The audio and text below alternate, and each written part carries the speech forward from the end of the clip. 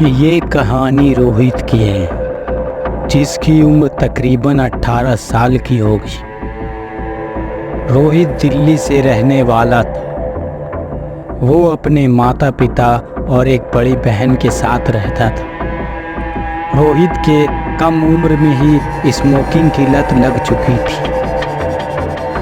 रोहित को पढ़ाई लिखाई में जरा सा भी मन नहीं करता था।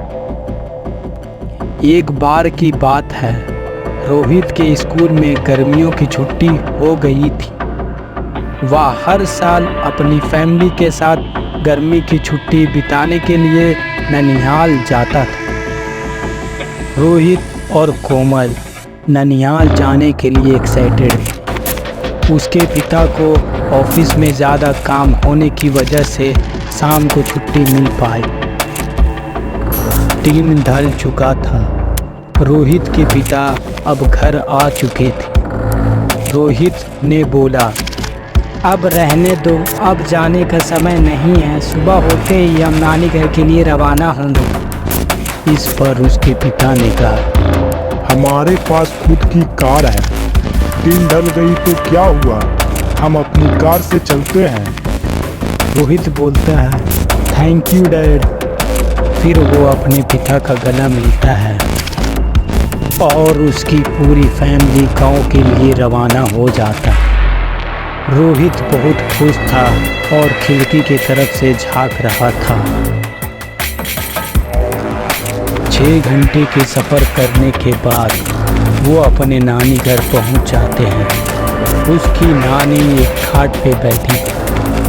वो कोमल की तरफ देखकर बोली, बेटा कोमल, तुम अपनी बाल बांध लो, ये तुम्हारे शहर नहीं है। कोमल बोली, क्या नानी अभी तो आई हूँ और आप अभी से डांटना स्टार्ट हो गई। फिर सब हंसते हैं और रात का खाना खाकर सोने के लिए जाते हैं।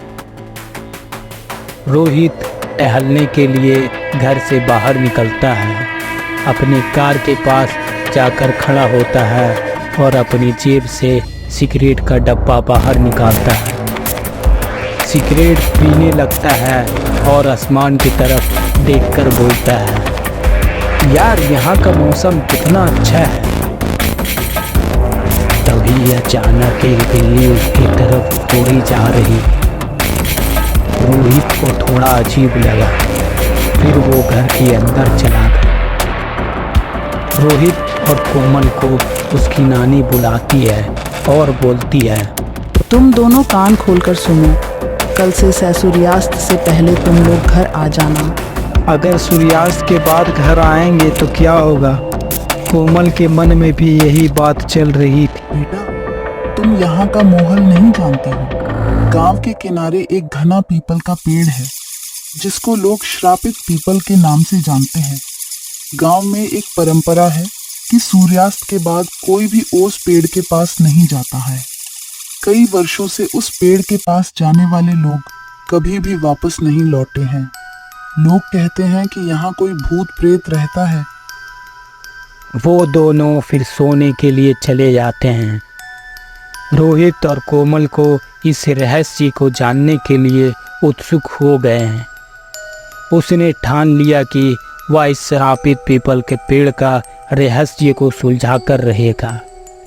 एक शाम जब सूर्यास्त हो चुका था, रोहित और कोमल ने अपने हाथ में एक लालटेन लिया और पीपल के पेड़ की ओर चल पड़ा। श्रापित पेड़ के पास आते ही उसे अजीब आवाज़ सुनाई देने लगी।